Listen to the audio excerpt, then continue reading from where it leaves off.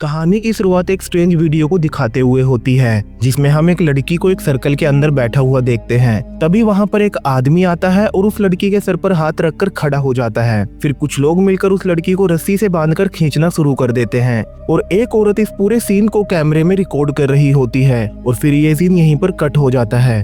अगले सीन में हम पाइपर और उसके भाई एंडी को देखते हैं। पाइपर पार्सली ब्लाइंड है, उसे लाइट और शेप्स के सिवा कुछ दिखाई नहीं देता। एंडी और पाइपर जब स्कूल से घर आते हैं तो वो देखते हैं कि उनके फादर ने खुद को बाथरूम में लॉक किया हुआ था।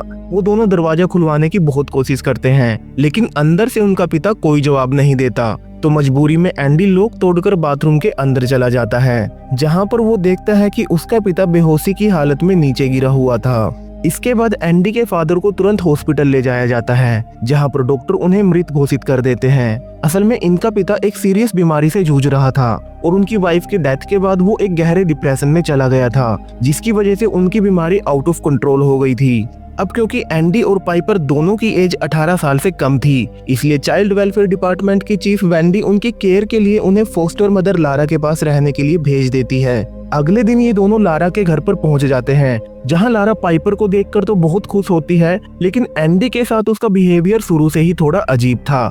जैसे जब लारा एंडी और पाइपर के साथ सेल्फी लेती है तो वो जानबूझकर एंडी के सामने खड़ी हो जाती है, ताकि फोटो में सिर्फ लारा और पाइपर ही दिखाई दें। और वो रहने के लिए भी पाइपर को तो एक साफ सुथरा कमरा देती है, जबकि एंडी को एक छोटे से कमरे में रखा जाता है, जो कि देखने में एक स्टोर रूम जैसा लग रहा था।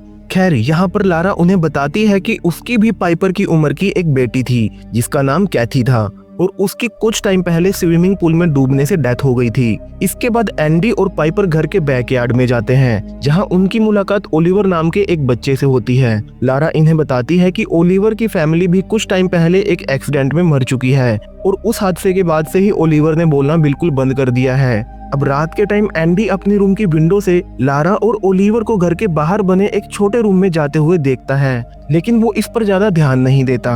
अब अगली सुबह जब एंडी जागता है तो वो देखता है कि उसने नींद में बेड पर ही यूरिन कर दिया था, जिसे देखकर वो बहुत परेशान हो जाता है, क्योंकि उसके साथ ऐसा पहले कभी नहीं हुआ था।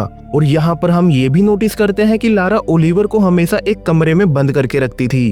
खैर, इसके बाद लारा, एंडी और पाइपर उनके फादर के फ्यूनरल के लिए चले जाते हैं, जहां पर लारा एंडी से कहती है कि उसे अपने फादर को किस करना चाहिए, ये एक रिवाज है। लेकिन एंडी ऐसा करने से मना कर देता है और बाहर आ जाता है। और एंडी के जाने के बाद लारा चुपके से एंडी के पिता के बाल काटकर अपने पर्स में रख लेती है। अब लारा की इस हरकत से ये बिल्कुल क्लियर हो जाता है कि वो काले जादू और ओकल्ट रिचुअल्स पर विश्वास करती है और फिलहाल वो किसी बड़े रिचुअल की तैयारी कर रही है। दूसरी तरफ हम ओलिवर को देखते हैं, जो कि अपने रूम की विंडो को अजीब तरीके से पीट रहा था और आखिर में वो पंच करके विंडो के ग्लास को तोड़ देता है, जिससे उसके हाथ में एक गहरा कट लग जाता है और खून बहने लगता है। लेकिन हैरानी की बात ये थी कि इतना सब होने के बाद भी ओलिवर के चेहरे पर दर्द का कोई साइन नहीं होता। इसके बाद वो घर के बाहर बने रूम के दरवाजे को खोलने की कोशिश करता है, लेकिन दरवाजे पर लॉक लगा हुआ था और ओलिवर गुस्से में दरवाजे को जोर जोर से पीटना शुरू कर देता है। और ओलिवर की ये हालत देखकर हम क्लियरली समझ पाते हैं कि वो किसी डीमन के द्वारा पोजेस्ड है। इसके बाद लारा, एंडी और पाइपर भी फ्यूनरल से घर वापस आ जाते हैं।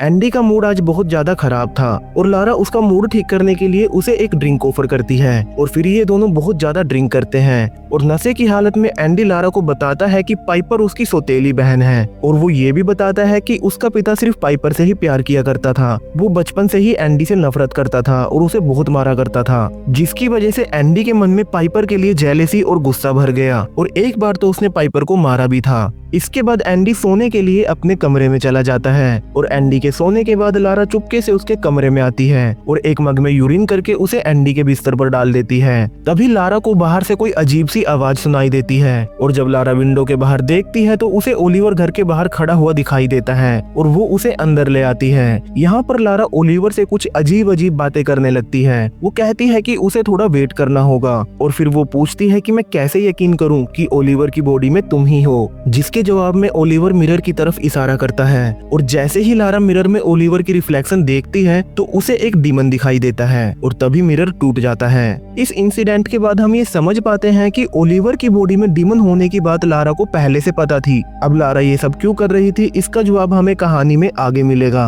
अगले दिन लारा पाइपर को लेकर शॉपिंग करने चली जाती है। अब घर में एंडी और ओलिवर ही थे, इसलिए एंडी ओलिवर को रूम से बाहर आने के लिए कहता है, लेकिन ओलिवर का रूम लॉक था और एंडी एक नाइफ की मदद से लॉक खोल देता है। इसके बाद एंडी ओलिवर से बात करने लगता है, लेकिन ओलिवर उसकी किसी बात का कोई जवाब नहीं देता। फिर एंडी ओलिवर को खाने के लिए फ्रूट देता है, लेकिन ओलिवर बड़ी क्रीपी तरह से फ्रूट के साथ साथ नाइफ को भी चबाना शुरू कर देता है, जिसकी वजह से उसके मुंह से खून बहने लगता है। और ये देखकर एंडी बहुत बुरी तरह से डर जाता है और ओलिवर के हाथ से नाइफ छीनने लगता है, जिसकी वजह से ओलिवर का ऊपर वाला होठ कट जाता है। और फिर एंडी ओलिवर को हॉस्पिटल ले जाने लगता है, लेकिन लारा के घर के चारों तरफ एक व्हाइट सर्कल बना हुआ था और ओलिवर उस सर्कल से बाहर जाने से बहुत डर रहा था। लेकिन एंडी किसी तरह से ओलिवर को उस सर्कल से बाहर ले जाता है और सर्कल से बाहर आते ही ओलिवर मछली की तरह तड़पने लगता है और दर्द से चिल्लाने लगता है और एंडी डरते हुए उसे संभालने की कोशिश करता है, लेकिन तभी अचानक ओलिवर नॉर्मल हो जाता है और एंडी को उसकी मदद करने के लिए कहता है। ओलिवर को बोलता हुआ देखकर एंडी पूरी तरह से शॉक हो जाता है, लेकिन इससे पहले वो कुछ समझ पाता लारा घर वापस आ जाती है। असल में ये व्हाइट सर्कल लारा ने ही बनाया था और वो डीमन सिर्फ इस सर्कल के अंदर ही ओलिवर की बॉडी में रह सकता था। इसी वजह से वो डीमन ओलिवर को उस सर्कल से बाहर जाने से रोक रहा था और जैसे ही ओलिवर उस सर्कल से बाहर आया वो डीमन ओलिवर की बॉडी से निकल गया था और ऐसा होते ही ओलिवर होश में आ गया था।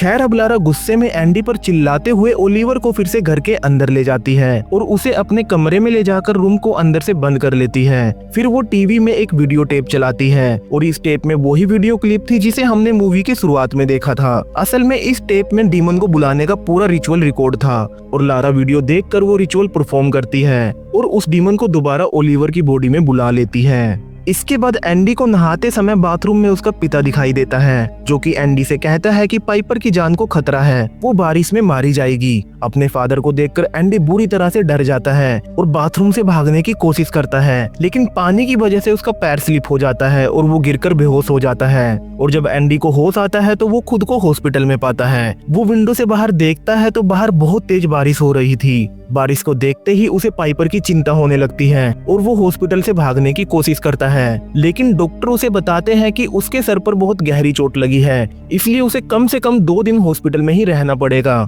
कुछ देर बाद हॉस्पिटल में एंडी से मिलने के लिए लारा आती है और एंडी लारा को बता देता है कि उसे बाथरूम में उसका पिता दिखाई दिया था और उन्होंने कहा था कि बारिश में पाइपर की जान को खतरा है, इसलिए एंडी लारा को पाइपर का ध्यान रखने की रिक्वेस्ट करता है और लारा भी एंडी को प्रॉमिस करती है कि वो पाइपर को बारिश में बाहर नहीं जाने देगी। लेकिन घर पहुंचते ही लारा अपने प्रॉमिस का बिल्कुल उल्टा करती है और वो जानबूझकर पाइपर को बारिश में बाहर ले जाती है। इसके बाद लारा पाइपर को कैथी के कपड़े पहनाती है और उसके बाल भी कैथी की तरह ही बना देती है और वो यहाँ पर पाइपर को ये भी कहती है कि अब से वो लारा को माँ कहकर बुलाया करे और वो पाइपर से पूछती है कि क्या वो हमेशा उसके साथ रहेगी, जिसके जवाब में पाइपर कहती है कि 3 महीने बाद एंडी 18 साल का हो जाएगा और फिर हम दोनों यहाँ से चले जाएंगे। लेकिन पाइपर प्रॉमिस करती है कि वो हर वीकेंड पर लारा से मिलने आया करेगी, जिसे सुनकर लारा उदास हो जाती है। फिर वो पाइपर को घर के बाहर बने रूम में ले जाती हैं, जहां पर उसने एक फ्रीजर में अपनी बेटी कैथी की डेड बॉडी संभाल कर रखी हुई थी।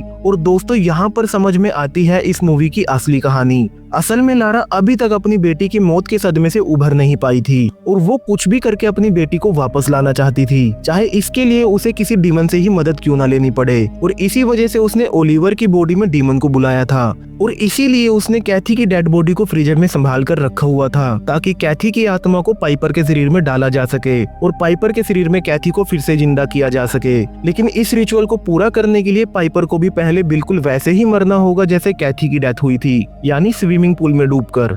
खैर 2 दिन बाद एंडी भी घर पर वापस आ जाता है और एक रात जब पाइपर अपने रूम में सो रही थी तो लारा एंडी का परफ्यूम लगाकर पाइपर के रूम में जाती है और पाइपर के फेस पर बहुत जोर से पंच मारकर भाग जाती है। अगली सुबह लारा पाइपर को कहती है कि तुम्हें जरूर एंडी ने मारा होगा, क्योंकि वो बचपन से ही तुमसे नफरत करता है। और वो पाइपर को सारी बातें बता देती है जो कि एंडी ने नशे की हालत में खुद लारा को बताई थी। और एंडी यहाँ पर पाइपर को समझाने की कोशिश करता है कि उस टाइम मैं सिर्फ 6 साल का था और मुझे आज भी उस बात का अफसोस है, लेकिन अब मैं तुमसे बहुत प्यार करता हूँ और तुम्हें नुकसान पहुँचाने के बारे में सोच भी नहीं सकता।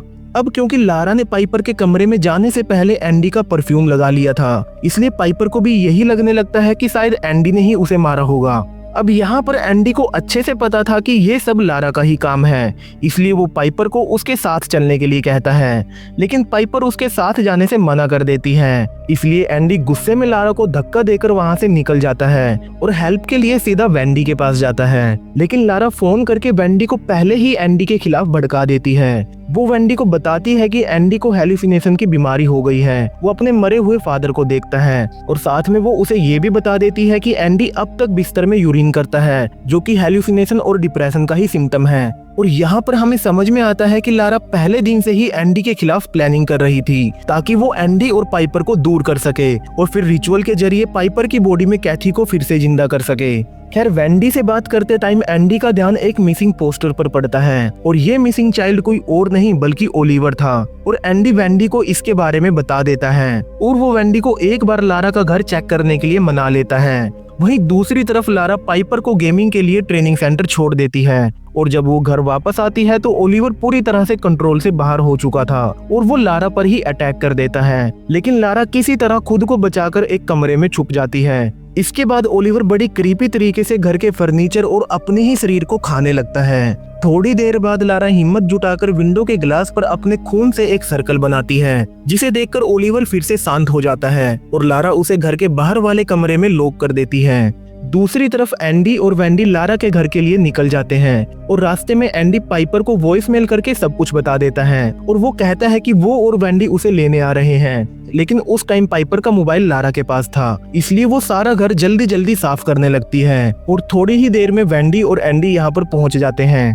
वेंडी एंडी को कार में छोड़कर अकेली ही घर के अंदर चली जाती है और लारा वेंडी को ऐसा शो करती है जैसे यहाँ पर सब कुछ ठीक हो, लेकिन दूसरी तरफ एंडी बाहर वाले कमरे का ताला तोड़कर अंदर घुस जाता है, जहाँ पर वो ओलिवर को कैथी की बॉडी को खाते हुए देख लेता है और वेंडी को भी दिखा देता है। लेकिन इससे पहले ये दोनों कुछ कर पाते, लारा अपनी कार से इन दोनों को उड़ा देती है, जिसे वेंडी तो ऑन द स्पॉट मारी जाती है और एंडी को लारा पानी में डुबोकर मार देती है। इसके बाद वो पाइपर को ट्रेनिंग सेंटर से घर ले आती है। यहाँ पर पाइपर लारा से पूछती है कि ओलिवर के बाल कैसे हैं, तो लारा कहती है कि ओलिवर के बाल घुंघराले और लाल रंग के हैं, जिसे सुनते ही पाइपर समझ जाती है कि लारा झूठ बोल रही है, क्योंकि पाइपर ने पहले ही ओलिवर के सर को टच करके फील कर लिया था कि ओलिवर गंजा है। और पाइपर जान बचाकर वहाँ से भागने लगती है और खुद को एक कमरे में लॉक कर लेती है और इस कमरे में उसे एंडी की डेड बॉडी मिलती है, जिसे देखकर वो फूट फूट कर रोने लगती है। तभी लारा दरवाजा तोड़कर कमरे के अंदर आ जाती है और पाइपर को ले जाकर स्विमिंग पूल में डुबोने लगती है और पाइपर खुद को बचाने के लिए झटपटाने लगती है और तभी उसके मुंह से लारा के लिए माँ शब्द निकल जाता है, जिसे सुनते ही लारा होश में आ जाती है और उसे अपनी गलती का एहसास हो जाता है और वो पाइपर को छोड़ देती है और पाइपर वहाँ से अपनी जान बचाकर भागने लगती है। लारा के ऐसा करते ही ओलिवर के अंदर का डिमन गुस्से से लारा को घूरने लगता है, लेकिन अब लारा को अपनी गलती का एहसास हो चुका था, इसलिए वो अपनी बेटी की डेड बॉडी को गले लगाकर स्विमिंग पूल में डूबकर सुसाइड कर लेती है। इसके बाद ओलिवर भी हिम्मत करके उस सर्कल से बाहर निकल जाता है, जिसकी वजह से उसके अंदर का डिमन उसकी बॉडी से बाहर निकलकर चला जाता है। थोड़ी देर बाद ही पुलिस भी यहाँ पर पहुँच जाती है और उन्हें ओलिवर और पाइपर मिल जाते हैं और फिर उन दोनों को हॉस्पिटल ले जाया जाता है। यहाँ पर पाइपर को एंडी की डेथ का बहुत ज्यादा दुख था और कहीं ना कहीं वो खुद को ही एंडी की मौत का जिम्मेदार मान रही थी। तो दोस्तों, ये थी ब्रिंग हर बैक मूवी की कहानी। उम्मीद करता हूँ आपको पसंद आई होगी। अगर पसंद आई है तो वीडियो को लाइक करें और चैनल को सब्सक्राइब करें। तो चलिए मिलते हैं अगली वीडियो में एक नई कहानी के साथ। तब तक के लिए बाय बाय।